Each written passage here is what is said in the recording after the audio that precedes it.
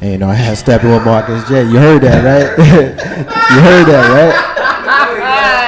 I've never heard that before. Yeah, grab the mic, JR. Grab the mic. What's up? Yeah, you said you I've never heard that clip before. He said we coming to get our check. We coming to get our check. I mean, basically what he said was all of these governmental people and officials that did all of these things with the farmers and trying to, put the black man down are the same people that's telling us that we need to act a certain way and pull ourselves up by our own bootstraps. So you know what? Because of how y'all acted, we come into D.C. and when we come to D.C., we coming to get our check. That's what I'm talking about. Yo, that's ill. And for all of those people that want to walk around and talk about how Dr. King was into nonviolence and he was a punk for that, you have any idea the kind of strength it takes to be nonviolent? You know what I mean? Yeah. And just because you're nonviolent don't make you a punk, and it certainly doesn't mean that you're not militant. Because, I mean, if we look at history, and I guess we can kind of get into it now and get everybody's reflection. So if you have a mic, do up, and then we'll just kind of pass the mic like a blunt at a rap concert. With a bottle. With a bottle, yeah. But damn it, I lost my train of thought.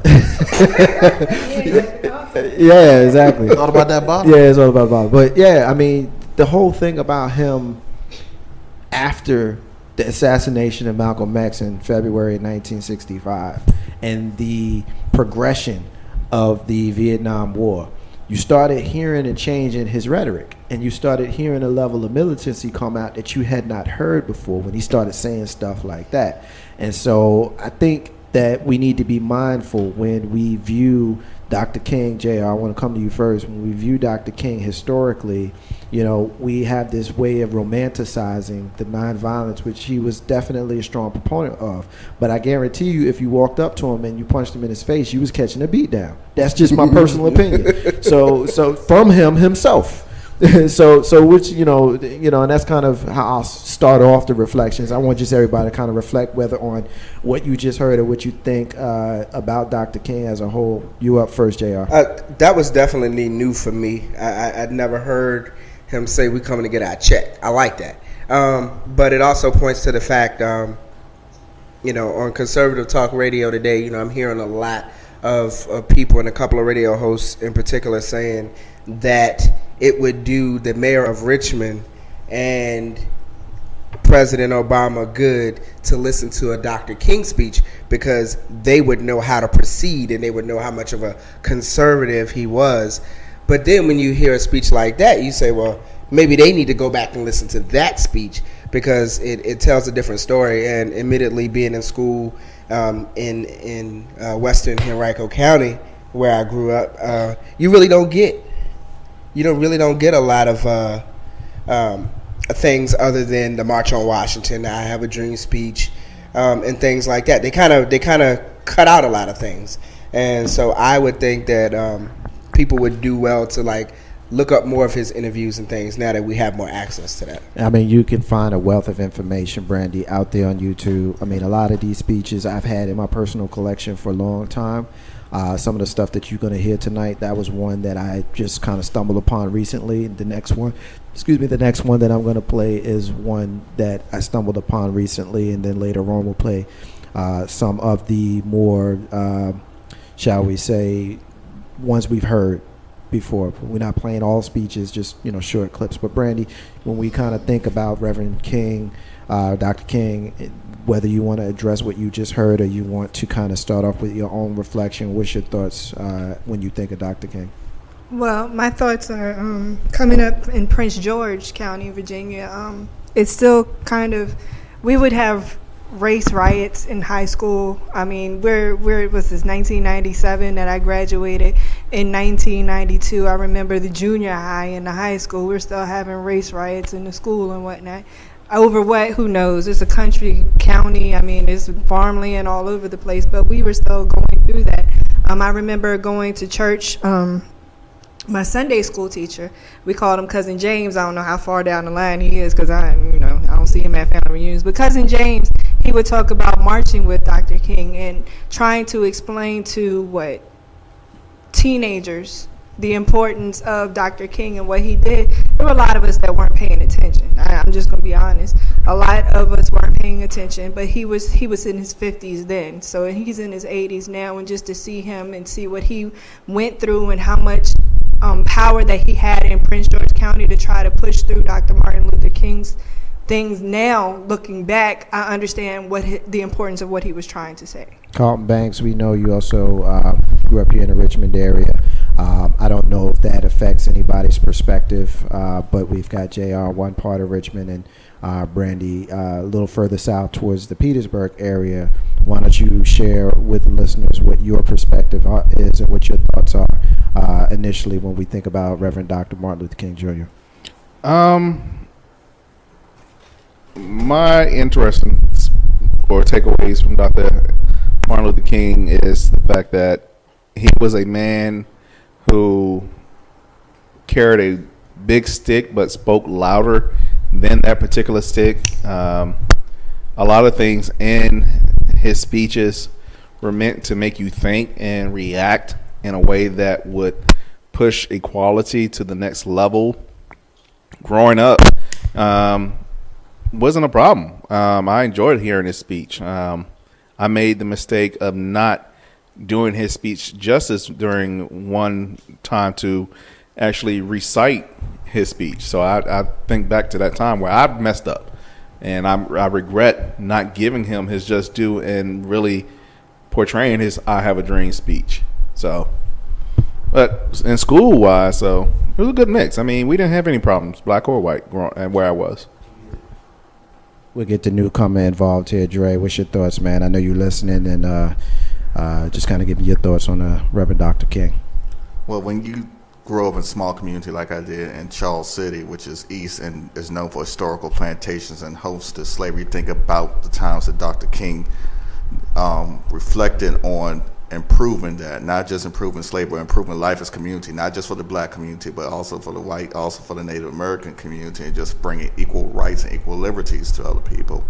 And looking back and reflecting on it, most people, when you hear Dr. Martin Luther King, the first thing they say, "Oh, the guy who did the I Have a Dream" speech. But he's more than that. He's a leader. He's a motivator.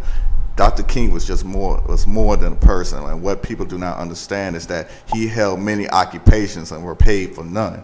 He did everything because he wanted to make a difference. And that's what we need today. And that's what, as a person, as a black man myself, I try to make a difference in people's life. And that's what I think the reflection Dr. King has on us as not just people, but as a community, is the best motivator to get involved with other people's lives.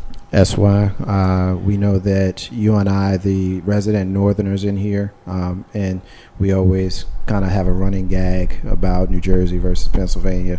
But the reality is that we both, you and I, grew up in the North. And I don't know that our perspective is any different, but I'd be curious to hear your comments, whether it is or it isn't, versus growing up in the South with the backdrop of Martin Luther King always being present. Like, there's no time in our lives where he wasn't present. You know what I mean? And, you know, when we speak of our parents' generation, the previous generation, you know, they have a different perspective, because when King came along in 1955, November 1st, 1955, November or December 1st, 1950, I know the year, I can't remember the date, but which was when the Montgomery bus boycott began. I'm pretty sure it was December 1st. Anybody who was of age and consciousness before that has a memory that does not include Martin Luther King. Whereas we have no perspective of what our lives would be like without him, particularly with us being Northerners. And I'm not sure that that's relevant, but I did think that it was interesting to note. What's your thoughts? You know, I agree with a lot of the comments that were made, and the biggest thing for me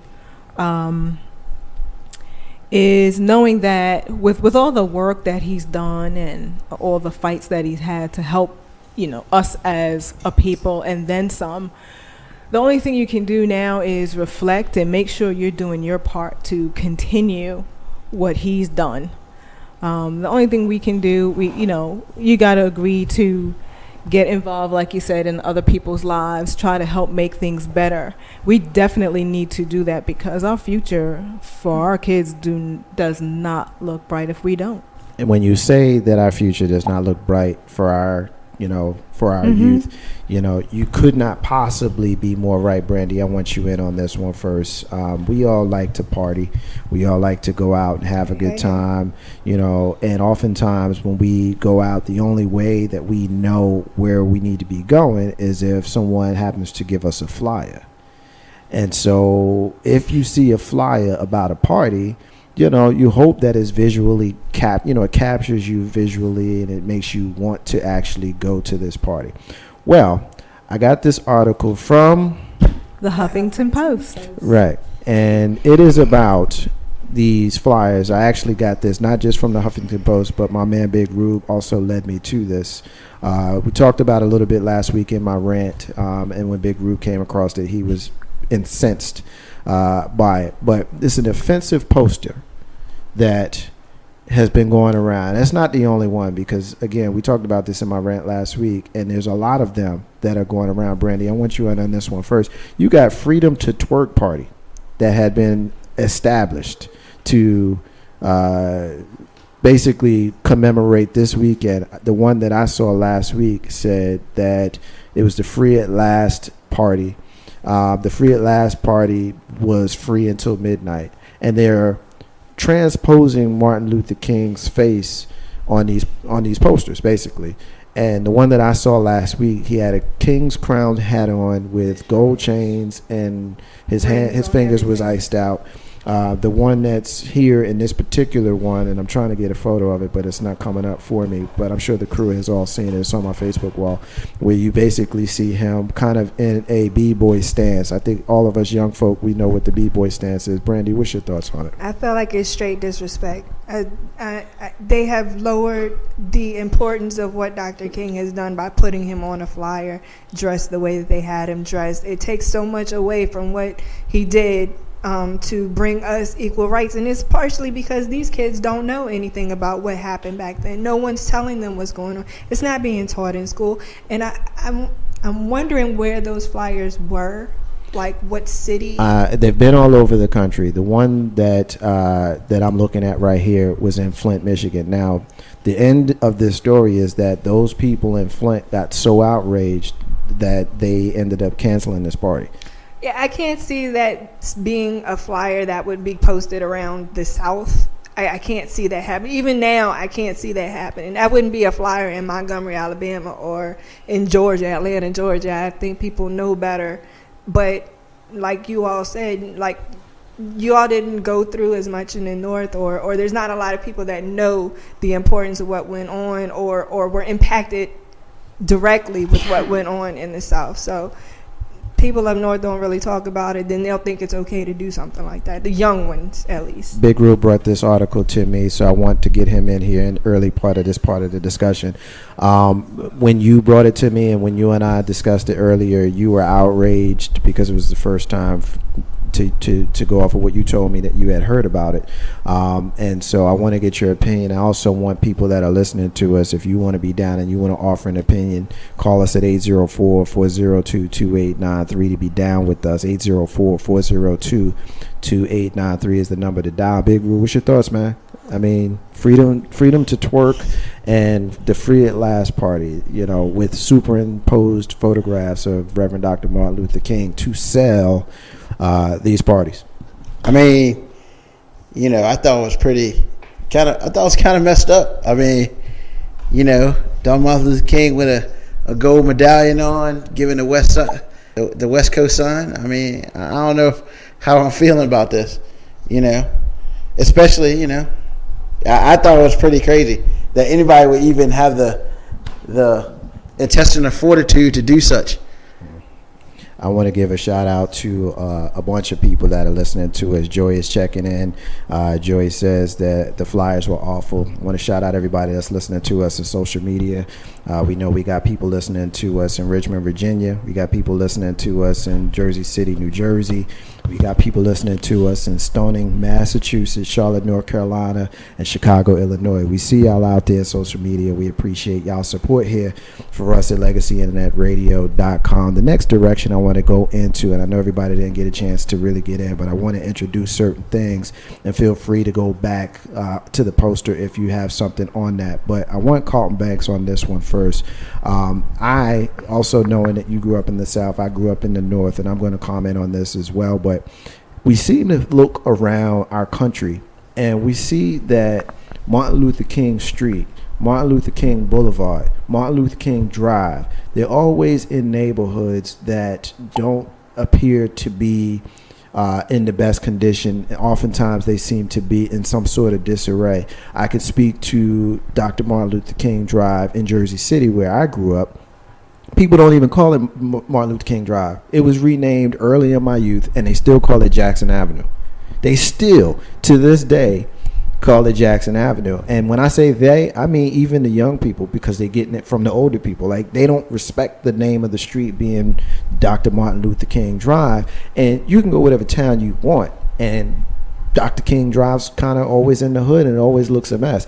And I shouldn't say always, because I ain't been to all of them, but there's an article that I read today that spoke to this, and I made a choice not to really pull it up because I wanted to kind of shoot from the hip on this one and kind of go off of emotion. What's your thoughts? Whether you agree, disagree, just share what your thoughts are on that. I'm in a position where I disagree, because right here in Richmond we have the Martin Luther King Jr. Bridge, which is in downtown Richmond, which isn't in quote unquote a bad or a negative part of Richmond.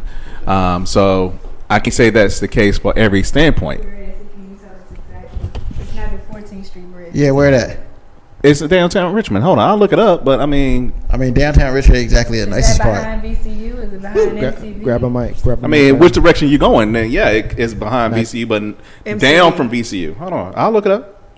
Yeah, because I'm thinking of the one that go to Mosby. I'll be honest with you. It is Martin Luther King that goes to Mosby, and I'm with you on that one, Brandy. And I don't know that a bridge is the equivalent to drives and boulevards and streets and stuff. Brandy, what's your thoughts there? You were gonna say something? No, I was just gonna say that I do agree. It does seem like the ones that I've seen, the Martin Luther King bridges, the Martin Luther King streets, avenues, they're all in an area that most people wouldn't want to drive through.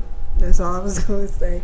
I mean, it just seems to be that way. Malcolm X, Martin Luther King, any other black person of high standing, they put the bridges or streets in bad areas. It seems to be, I guess there may be some reasoning behind that, JR. I'm not sure. Well, I guess I can kind of guess what that is, but I'll kind of save that comment for later on in the discussion. Jump in here, JR. What's your thoughts? I will agree as well. I was riding in a car somewhere in Georgia once, and Yvette made the comment that, man, like Martin Luther King Street, or it may be a school even. It's usually in a downtrodden neighborhood, but having time to sit back while everybody else is making their comment, it could also be too that when a lot of these streets were named, or it was shortly after that, or maybe 10 or 15 years after that, after the incident when he was killed. So you have a lot of communities who are then predominantly black communities who are trying to move forward and trying to make changes. And then, like a lot of times with our communities, it falls by the wayside. That effort falls, and so that neighborhood falls. And then thus all you see is these MLK streets, which I would liken to Egyptian pyramids or things. All you see is something that's left over from what used to be an attempt at greatness, and it's just people gave up on it. I agree. A great point, because when I mentioned a minute ago that I was going to kind of hold my comment, pretty much everything you just said is the spirit of what I was going to say. So I appreciate that. No need to rehash that. That's why I'm looking at this article. I know I said that I wasn't going to rehash it. I wanted to shoot from the hip, but I did want to, to kind of speak to Carlton Banks's position about the bridge here in downtown Richmond, which, and that's fine if it happens to be in a decent area, then that's cool. It goes into Churchill. It goes into Churchill, which for those folks outside of the Richmond area, that's Churchill is a historic part of Richmond. Richmond, Virginia, that is being rebuilt. But it I was was, about to say, it is being rebuilt now. But it was it was basically the black part of town that wasn't so great. And I'll be honest with you, my job keeps me in the field, and I remember driving through, and I remember feeling pretty comfortable because it reminded me of some of the decaying neighborhoods in the Northeast where I grew up. And I know that sounds crazy, but that's just kind of what my feelings were. And I'm reading this article here from NewJersey.com. Talks about a walk down a 6-mile stretch down Reverend Dr. Martin Luther King Jr. Avenue in St. Louis, and there's urban decay there. They're quoting a fella there who's saying it's a national problem. He's a postal worker in St. Louis. He founded a 3-year nonprofit group that's trying to restore Dr. King's legacy. Dr. King absolutely would be turning over his grave if he saw this. And of course, they're quoting how we've got issues from as far south as Houston, as far north as Milwaukee. And I just spoke of Martin Luther King Drive in Jersey City, New Jersey. Damn it, we don't even call it Dr. King Drive. That's why I jump in here. What's your thoughts on the subject? Well, I kind of agree. We have Martin Luther King up in New York, and it is definitely not a good area. I mean, really, I wouldn't want to walk through there, not on my own. It's pretty interesting. I mean, it's just been my experience that, I think JR was the one that said that you go through like Malcolm X Boulevard, or you go through Martin Luther King drives all over, and you run into these situations. And just kind of speak to that, I think a lot of it does have to do with the fact that they are in neighborhoods that showed extreme reverence for those leaders. And unfortunately, they're also in neighborhoods that suffered economically. They suffered from, neighborhood businesses being pushed out because you had larger chains coming along. So when you don't have the economics to sustain keeping the neighborhoods look a certain kind of way, they slowly but surely start to go down.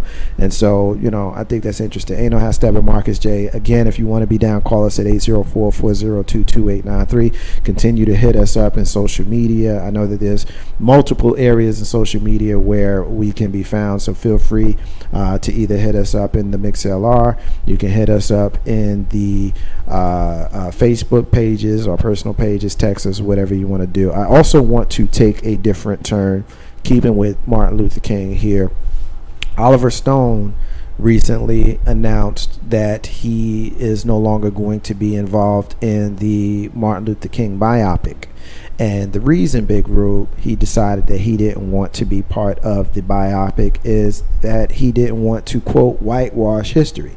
What he means by that is apparently the estate of Reverend Dr. Martin Luther King did not like some of the things that were going to come out in this film, most notably some of the more, shall we say, negative aspects of Dr. King's personality. It's been trickling out slowly but surely, mostly because of the Federal Bureau of Investigation's tirade against him and all the wiretapping and basically how they stalked this man for 13 years until his death.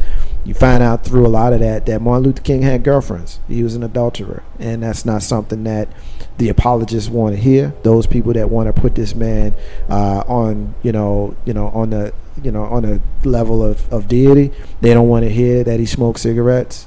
They don't want to hear that he played dice. They don't want to hear that he owned a gun. They don't want to hear that he'll probably smack the taste out your mouth if you disrespect him to his face. They don't want to hear that kind of stuff. And so, the fact of, the estate, translation, the family wasn't going for it. Oliver Stone said, all right, well, I'm out. And not really tripping off of it being Oliver Stone, just whoever this particular director would have been. So jump in here. What's your thoughts on the fact that, the director, and we can get into it's a white dude later, but the director bowed out because the family wouldn't allow him to tell the story fully per his own position? I think it was an excellent move. Oliver Stone is a well-known director. He's done some things that have been a little questionable. He's done some things that most people are scared to do, but more often than not, he wants to do things the way it is. I can respect that. It's one thing putting putting someone on a pedestal when they do deserve it, but then putting someone on a pedestal where you can bring questions to why they're on a pedestal. Right. You know, I can understand the family not wanting to let out the secrets, even though you already know most of them. I mean, it's just one of those things where, you know, at this point in time, I guess they feel like they don't want to destroy the legacy of Dr. King. But to be perfectly honest with you, nothing can destroy the legacy of Dr. King. You can sit here and do whatever. If it's real, it's real. And, you know, nobody here has a halo. Nobody has wings. Nobody is perfect.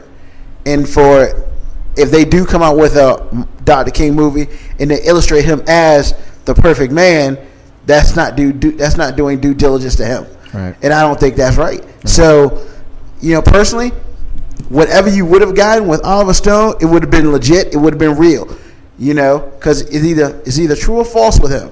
If it's false, he's going to tell you it's false. But if it's true, everything's going to be true. I can't be mad at him. As far as it being a white man, you know, if you want to have that discussion, that's fine. You know, that's on you. But if you want a good movie and you want a good director, then Oliver Stone is one of the best. You know, if they think they could have gotten somebody else or gotten somebody better, they would have started with somebody else. There's a reason why they went to Oliver Stone first. Right. You know, have Steppin Marcus J. We're getting some clarity from the location of that bridge. Mrs. J is hitting us up saying that bridge, the Martin Luther King Bridge here in the Richmond area, is East Broad to Churchill, which is the Lee Bridge, which is not in the best area, which I guess kind of speaks to what we were talking about. Kim is hitting us up in social media. She's speaking to the Oliver Stone thing, and she's saying that she loves that Oliver Stone has a backbone. Is disappointed in the King estate, doesn't think that there's anyone out there who thinks Dr. King should be elevated to sainthood. He was a real person with real issues in a real life, so why can't that story be told? I want JR to jump in here. You know, you got a certain section of the black public who thinks that black stories have to be told by black people.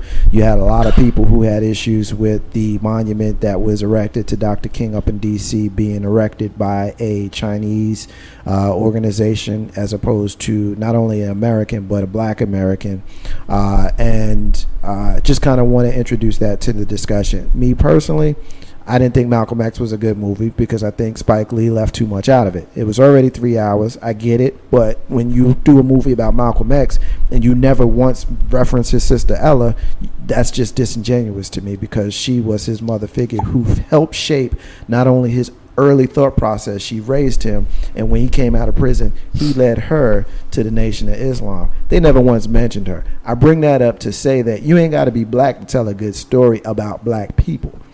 To that, you say what?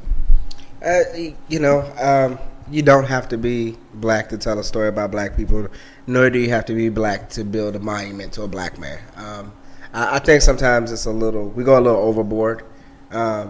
We tend to over dramatize the fact that a black man didn't get a job to do a certain thing, but then how often do we go to black businesses to support black businesses ourselves? But it's just when somebody rich does it, then we kind of take offense to it. So I think that's a bit of a double standard.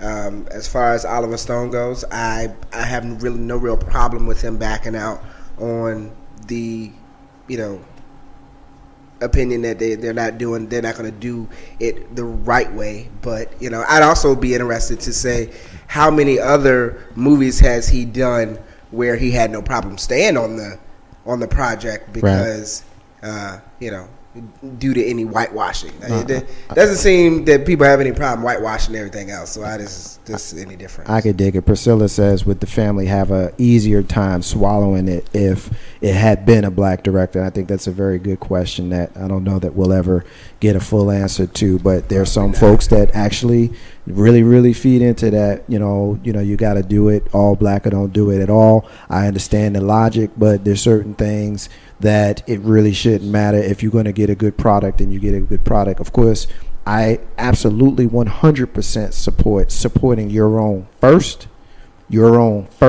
and foremost. But if your own can't produce what you need, then you need to move on. Colin Banks, what's your thoughts, man? You know, my problem with it is I'm glad he did step down or he decided not to do it, because as soon as he does it and it does well, they're going to say something like, "Well, why couldn't Michael Singleton do it? Why couldn't Spike Lee do it? What John Singleton? Thank you. I'm sorry. That's my problem. Why can't he do it? He knew, or I think he had someone in his camp tell him, if you do it and it does well, somebody's going to complain.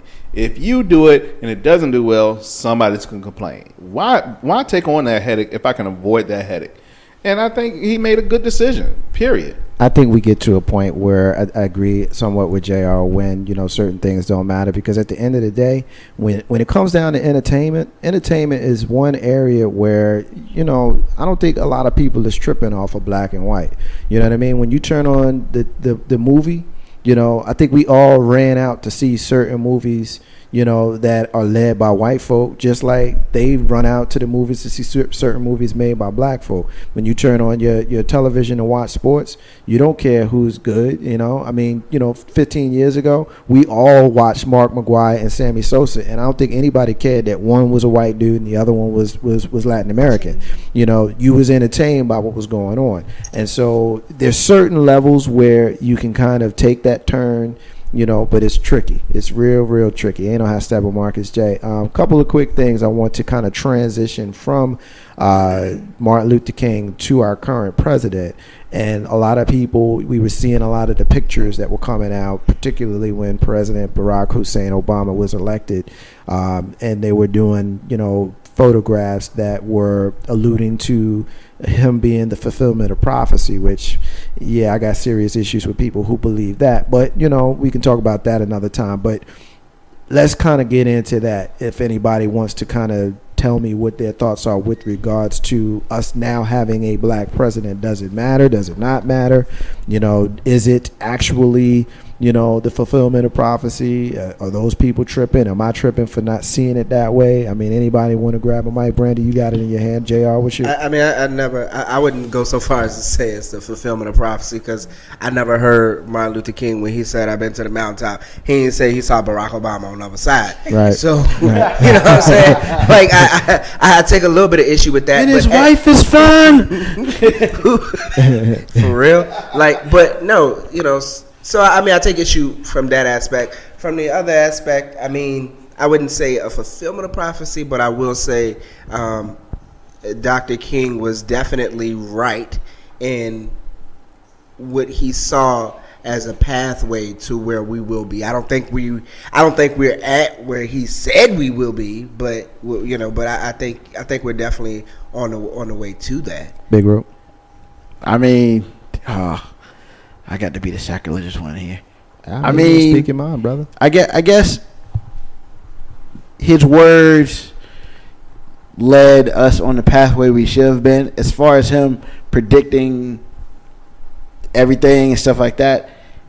His time in his life, there's only two pathways you got: the positive one and the negative one. That's it. I don't know if it's a whole prophecy and all that. He was pretty much like, well, if we do this right, this is what'll happen, and if we don't do this right, well, y'all be just like this right now. I don't know if I feel like it's such a prophecy. I feel like he gave strong, insightful words on how to make our future better, to give us the strength to make our future better. I'm not going to sit here and say that he was a prophet and he predicted that the sun will come up and the moon will go down. There's a new article that's out right now that says that President Obama has said that some folks, quote, don't like the idea of a black president, which is the reason why I brought this up, and I wanted to connect it to Martin Luther King, and maybe I didn't connect it all that well. That's fine. Maybe I did, maybe I didn't. But the quote that I'm going to read here, I want SY to jump in right here. There's no doubt that there's some folks who just really dislike me because they don't like the idea of a black president. Now, on the flip side of it, there are some black folks or maybe some white folks who really like me and give me the benefit of the doubt precisely because I am a black president.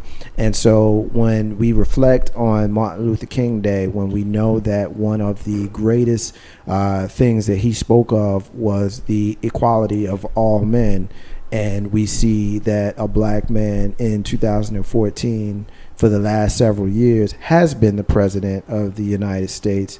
What are we thinking here? I mean, is it was I wrong to, in a devil's advocate way, try to connect the two, or what are we thinking here? Don't connect the two. They don't really have anything to do with each other. It would have been a great thing if he could have seen it.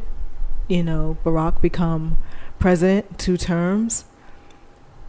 But just like anybody else, we all vote our way for one reason or the another. But, I mean, most of us voted, honestly, because he was a black man. We wanted to see a black man become president. Some of us voted to give him the benefit of the doubt, like you said. Right. Some of us just tried not to, but, There's been a lot of people, Brandy, who did vote for President Barack Hussein Obama because he's a black man. But I challenge people who say that all of us voted for him because he was black. Now, me personally, I voted for him because he was a viable person who spoke to the issues that were important to me. And the fact that he was black was the feather in the cap for me personally. But ain't nobody running out to vote for Herman Cain. Ain't nobody running out to vote for Jesse Jackson.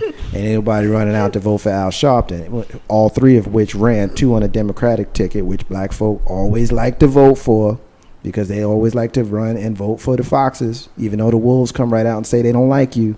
But the Foxes say, ooh, come along with me. But that's another conversation for another day. I'm purple. I ain't blue or red. But anyway, Brandy, what's your thoughts? Yeah, he always got a joke. When we try to be serious, he want to be clowning over there. I did vote for President Obama because I would hate to see what the world would be like with this opposition in there. But as far as Martin Luther King and President Obama are concerned, it's a good thing that it happened. It gave people hope that it could happen in the future, even though, like you said, Jesse Jackson did not get in. Wonder what the world would be like if he did. But getting back to the other subject, I was going to say that there was a movie. It wasn't a big budget Oliver Stone type movie, but there was a movie about Coretta and Betty. Where they put the information out there that they were wiretapped and Martin Luther King had affairs in that movie. So maybe that's another reason why it did become more to the forefront that people knew about, because I didn't know about it I wasn't going to look into those files that they opened up and everything. I saw the movie, and that's when I noticed it about him smoking. I mean, pretty much every movie I've seen, he was smoking. Movie, so. Has Steppin with Marcus J. It just, Colin Banks, I want to kind of bring you in here and kind of get your reflection. I mean, can I say one more thing? Sure. I mean, as far as him carrying a gun, think of the times that he was living in. He would need to protect himself. So as far as people holding him up, he was a man. He wanted to protect his family. He wanted to protect the people that were important to him. So, of course, he's going to do whatever he needs to. As far as shooting dice, I mean, how many people don't shoot dice? I've done it. I was hanging out with the fellas, Yeah, exactly. Hey, look, he was trying to make that for real. If it's shooting dice is a problem for people, that's his relaxation moment. That man is living day to day with somebody possibly trying to kill him, shoot him, harm him, throw his ass in jail, threaten his family, hurt his kids. That man needed a release. 7-Eleven. All right. Nah, I can dig it. Where he come from with 7-Eleven? Obviously, you've never shot dice. I'm thinking the story. This brother going to get a Slurpee or something. I'm just like, huh? Okay. We're talking about dice. Long as I ain't crap out, I'm all right. I mean, just what's your point? Nah, I could dig it. One of the things that I wanted to introduce to the conversation, and we're gonna wrap this up and move on to some other stuff here in a minute. But black folk, a lot of times, and that's our people, that's us, y'all. Sometimes we just kind of make me mad because, oftentimes we don't do anything until white folks say it's okay for us to do it. And I remember, when President Barack Hussein Obama was running, and you had a whole lot of people that was singing the Hillary Clinton song and how great she was. And, she would have been a good option, had there not been a Barack Obama. But, it wasn't until the white folk in Iowa said that it was okay to vote for Barack Obama that a legion of black people jumped on the bandwagon. And see, that's the thing right there that drives me crazy, because you had a whole lot of people, and I was talking to them. You know, and people are saying, you know, he'll never win, so I'm not going to vote for him. Oh, so you're not going to vote for him because he'll never win? Well, how do you think he's going to win unless you vote for him? You know what I mean? And so when Iowa, which we know is a predominantly white state, you know, overwhelmingly, you know, elected him during those primaries, then all of a sudden you started seeing him picking up states and of course capturing the nomination on June 3rd, 2008. So that just kind of blows my mind a little bit. Last thing I want to get into, kind of off the Martin Luther King thing, but keeping with President Barack Hussein Obama. He said, Dre, I want you on this one, bro. Because you haven't said much, so I'm going to get you on this one first, and then we'll go around the room, then we'll get out of this segment. Barack Hussein Obama recently said that alcohol, marijuana, what's the difference? Marijuana is no worse than alcohol, and as it's been well documented, I smoked pot as a kid. I view it as a bad habit and a vice, not very different from the cigarettes that I smoked as a young person up through a big chunk of my adult life. I don't think it's more dangerous than alcohol. He is referring to marijuana. What's your opinion on this one first, my brother? My opinion is that's the way he was raised. That's how his lifestyle came. Everybody has what they prefer to do. You have those who want to drink, they can drink it. Those who want to have marijuana. He need to work on that jump shot he got. 'Cause that jump shot is horrible. Keeping with the sports. Keep it with the sports. But honestly, like I said, I really can't weigh my opinion because to each his or her own. But there's a legalization going around. The only problem that I see is will the federal view of it overtake the state view. I think that's where the conflict is going to come. But just like with anybody else, everybody's going to try something every now and then. Everybody's going to try to smoke. Everybody's going to have a drink every now and then, unless you're a good person like I am. But hey, well, other than that, I mean, it's not really much more I can say about this. I mean, maybe somebody else can weigh on this. Let me get a comment in from one of our sisters in social media. My sister Melanie is saying that President Obama, oh man, you're about to open up a can of worms right here. No, it's not a fulfillment. It's a setback on many levels.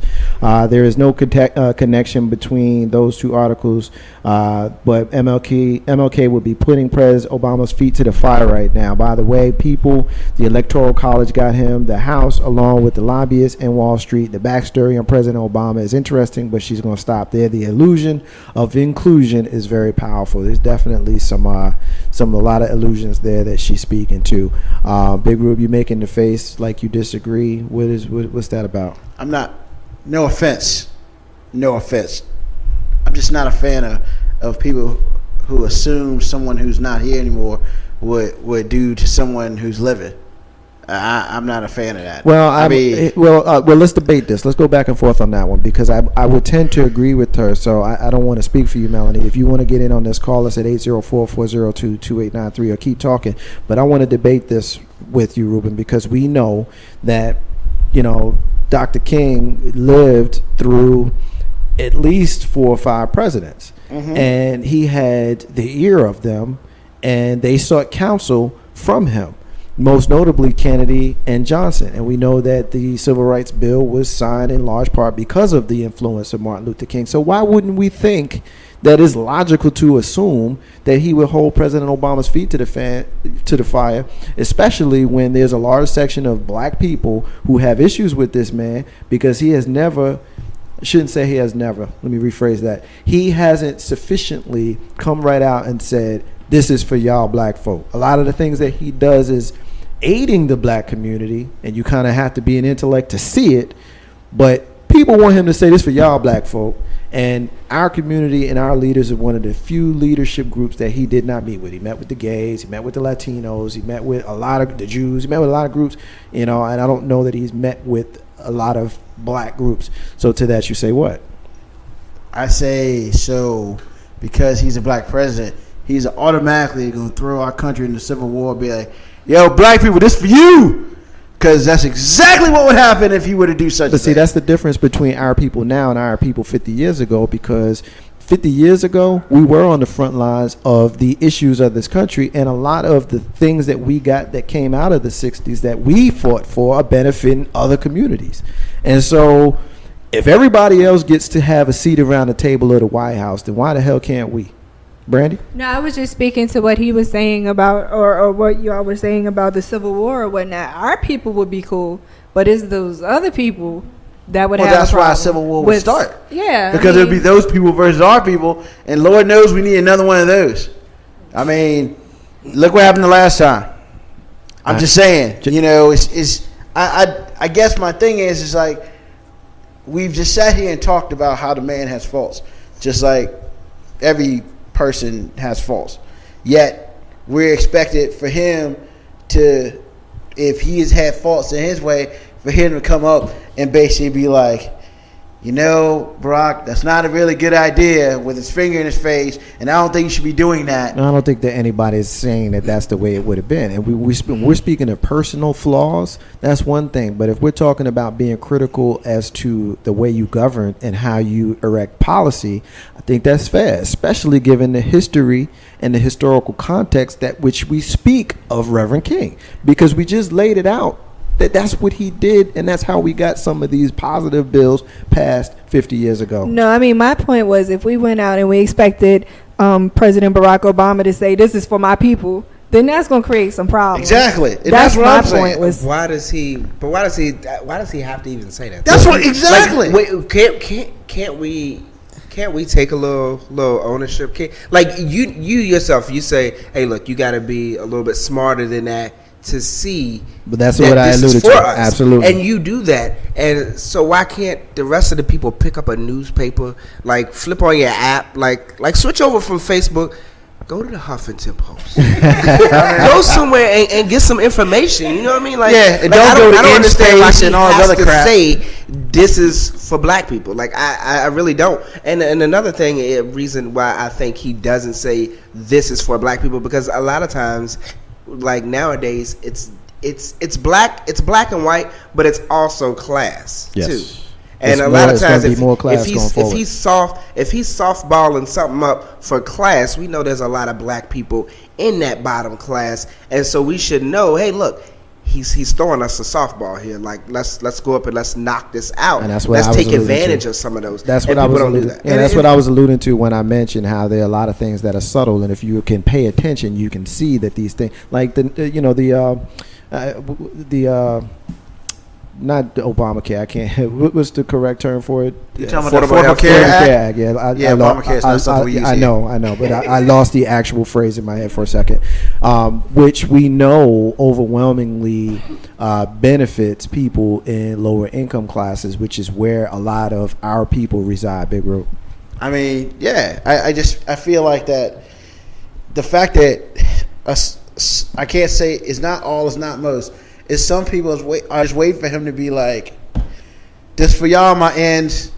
I'm doing this for you. That's never going to happen. And, you know, it's like, that's what the haters want. That's what they want him to do. Yes. They want him to do that so bad. Is like, he shouldn't even do it right before he steps out of the White House. He shouldn't even do it then, because then they will be like, well, he did all this for them and blah, blah, blah. I mean, that's what they want. And that, my thing is, but the last 40-something presidents do, who was they doing it for? Like, I mean, but the truth of the matter is, I brought that up to say, and not myself. So to make it plain, I'm not saying that's what I need, because I'm one of those people who can see the work that he's done. Right. I also know that he works for not just the people, but he also works for the corporations and the businesses and all of that kind of stuff. And you know, people seem to think that the president of the United States is the one with the power, which is so far from the truth. You know, Eighth grade civics, people. You got to know your civics. It's about the House, because those are the people who get a job and get to stay in a job forever. You know, versus the president that you only get 8 years. You know what I'm saying, and that's it. So that's the end of that. So we're gonna take our next break. And when we come back, we're going to get some What the Hell in, because that's what we do. But we're going to do a short, abbreviated version of What the Hell, because Big Rube is going to take us around the round table like he always does. Ain't no hashtag with Marcus J with the crew and you. We'll be back in a few minutes. We got another speech, and this one is going to be fun too. So stay with us and keep it listening. Holistic care for the mind, body, and spirit. Free Spirit Enterprises, LLC is a parent company for Organic Creations, Jewelry by Design, Miller Publishing, and Consultation Services. Organic Creations offers you the best in natural, homemade skin and hair care products. Jewelry by Design allows you, the customer, to design your own jewelry, as it is custom made just for you. Thinking of self-publishing a book or novel? Check out Miller Publishing and Consultation Services. Free Spirit Enterprises is where holistic care meets mind, body, and spirit. Visit us at freespiritenterprisesco.biz. That's FRESPIRIENTERPRISESCO.biz. Or you can call 804-252-6562. Like us on Facebook under Free Spirit Enterprises, LLC.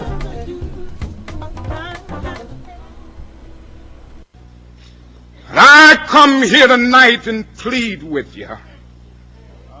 Believe in yourself and believe that you're somebody. As I said to a group last night, nobody else can do this for us. No document can do this for us. No Lincolnian Emancipation Proclamation can do this for us. No Kennysonian or Johnsonian Civil Rights Bill can do this for us. If the Negro is to be free, he must move down into the inner resources of his own soul and sign with a pen and ink of self-assertive manhood his own Emancipation Proclamation.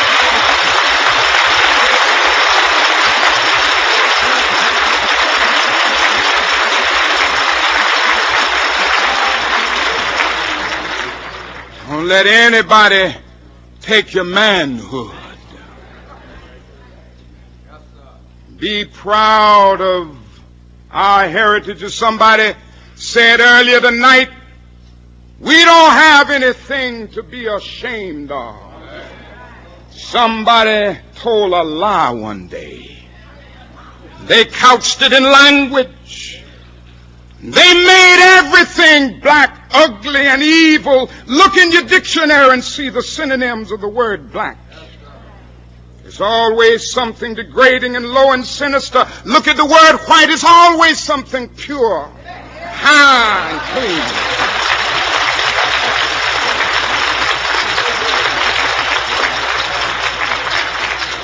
But I want to get the language right tonight.